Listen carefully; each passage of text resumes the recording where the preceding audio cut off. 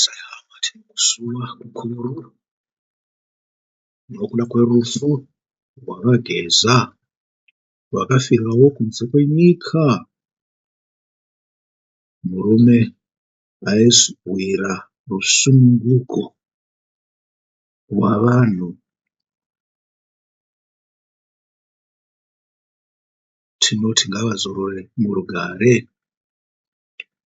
Nhasi uno tiri kutaura pamusoro pekufa zvishoma. Vageza vafa vapedza rwendo rwavo rwapasi. Asi nhasi uno tiri kutaura kumwe kufa kwavakaita vasati vazofa kekupedzisira. Kufa uku kwandiri kutaura pamusoro nakwapo, kufa kwandiri kutaura pamusoro kwapo nhasi uno ndekwekufa kunotaurwawo mubhaibheri kuchitaurwa naIshe wedu Jesu Kristu. Ngatiendei zvedu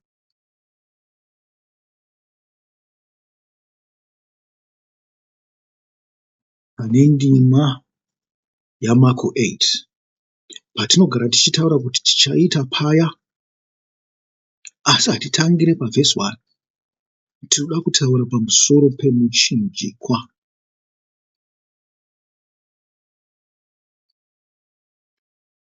Kana uchida kuti unditevere,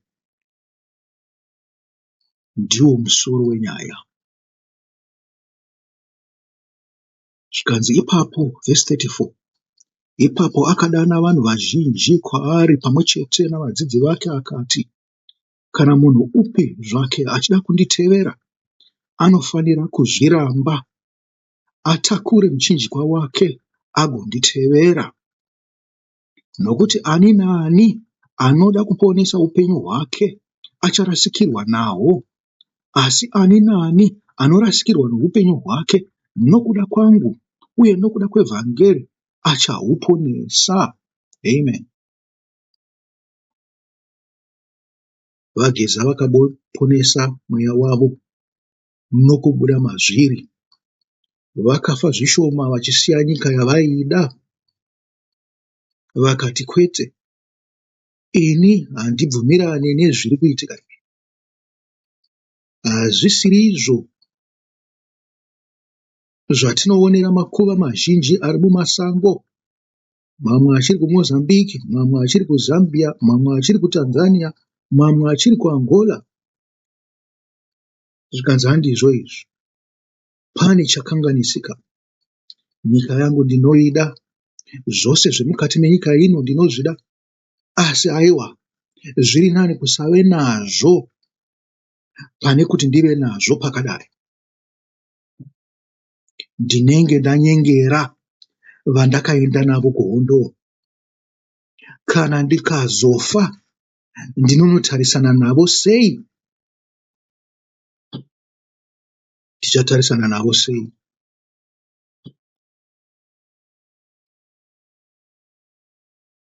Vageza vakafa zvisho. Jesu anotiudzawo kuti tinofanirwa kufa zvisho. Zvikanzi kana iwe uchida kutevera Ishe wedu Jesu Kristu, unofanirwa kutakura muchinjikwa wako. Zvikanzi unofanirwa kuzviramba. Kuzviramba kwatiri kutaura kwakaitwa navani? Navageza. Muri kuzvinzwa ka? Zvino nhasi uyu muenzaniso uri padhuze nemi. Vageza vaiitira zvavo zvenyika, asi isu tiri kuitira nokutaurira pamusoro peupenyu husingaperi. Kutakura muchinjikwa. Vamwe munochiti chipiyaniso. Chipiyaniso chakabva kupi? Kana uchida kuona chipiyaniso, unofanirwa kuenda pana Galatians 3 kubva pavhesi 19. Woverenga mavhesi aripo iwawo unofunga i5 kana kuti i7 muri kuzvinzwa. Chipiyaniso chatinoti cross, chatinoti muchinjikwa, chinobva kuna Adhama naEvha. Kuna Adhama naEvha vaingozikanwa kunzi muti, asi wakanga usiri muti mumwe chete, yakanga iri miti miviri: muti wokuziva nomuti woupenyu. Muti wokuziva chii? Zvakanaka nezvakaipa. Kwozoti muti wechii? Woupenyu. Zvikanzi kana uno upenyu, wakadya kubva pamuti woupenyu, unorarama nechi? Nokusingaperi.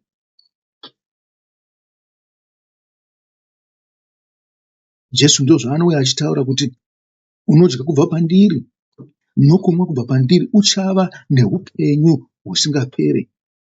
Zvinozotsimirwawo navaapostora vachiti abundant life.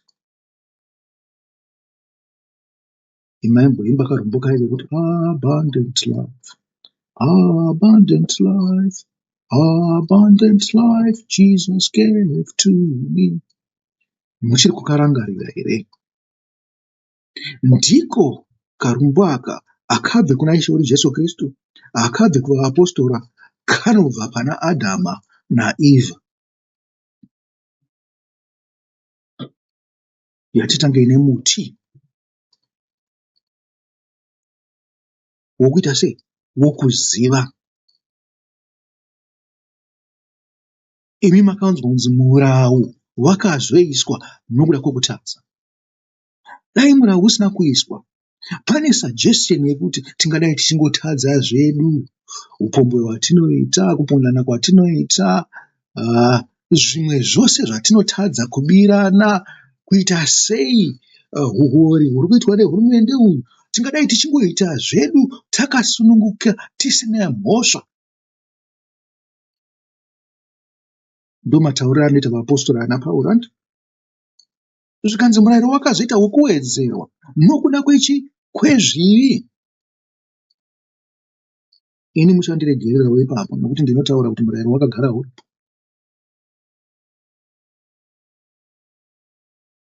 Wakagara uripo nekuti hapana Mwari paaizokwanisa kurana umambo hwokudenga nengirozi dzakanga dziri kuno kuwandisa kwadzo pasina murayiro. Zvino akanga akatinyima here murayiro kuti tigova mapenzi? Kwete, nokuti kwakanga kusina chivi chakanga chisingatauri. Mweya wakanga uri muna Adhama wakanga wabva kuna Mwari. Mwari pachake haazvimukire, asi chivi chakazouya nokuda kuziva, nekuti Evha wakanyengerwa nenyoka akanzi, wakadya pamuti apa, meso ako achavhurika. Munoziva kuti nechivi meso ako anovhurika here?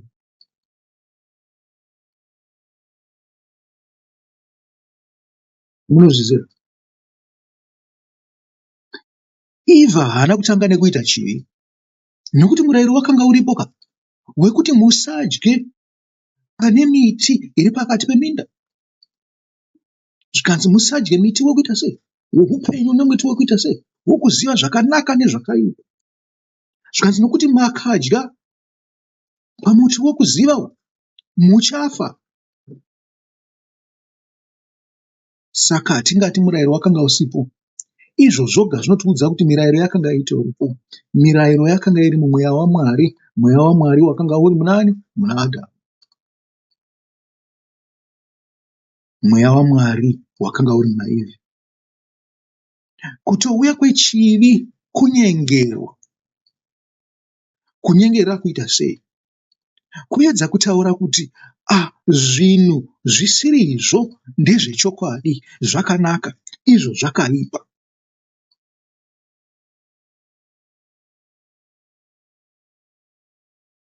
Muri kupaona? muchinjikwa wakanaka, wakaipa. Sokuvapo kwemuti woupenyu ndozvakaita muchinjikwa.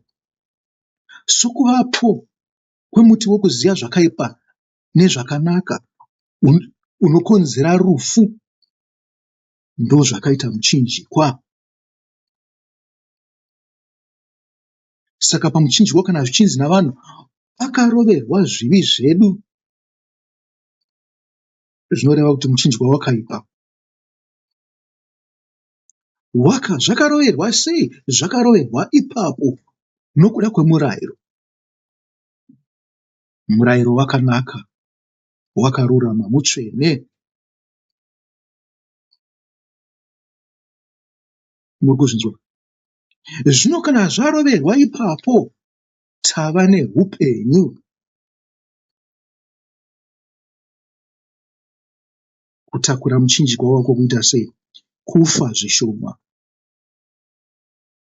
kuziva zvakanaka nezvakaipa, nokusarudza kuita zvakanaka. Vageza munguva yavakanga vararama makore akawanda vachirwara zvavo, vakazosvika pasiteji yekuti izvi hazvingaendereri mberi. Ndingafe ndine chitema pasi pedenga ndichiziva zvangu zvakanaka nezvakaipa.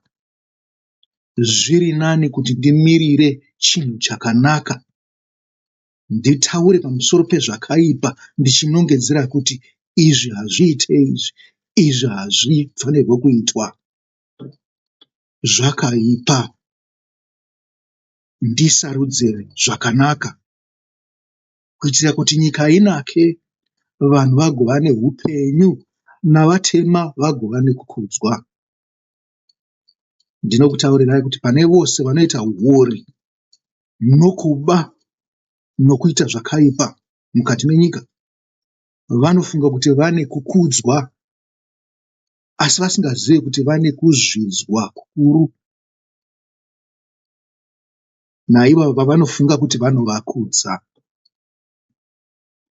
Hama dzangu, sarudzai kuita zvakanaka, zvamunoziva zvakanaka nezvakaipa, muwane upenyu. Kwanhasi ndinoti chisarai, muve nevhiki rakanaka. Uyezve ndinoti kwaGeza nemhuri yose yekwaGeza, kuhama dzavo dzose nekune nyika, ndinoti namatambudziko. VaGeza ngavazorore murugare. Mwari ngaakunyaradzei mose.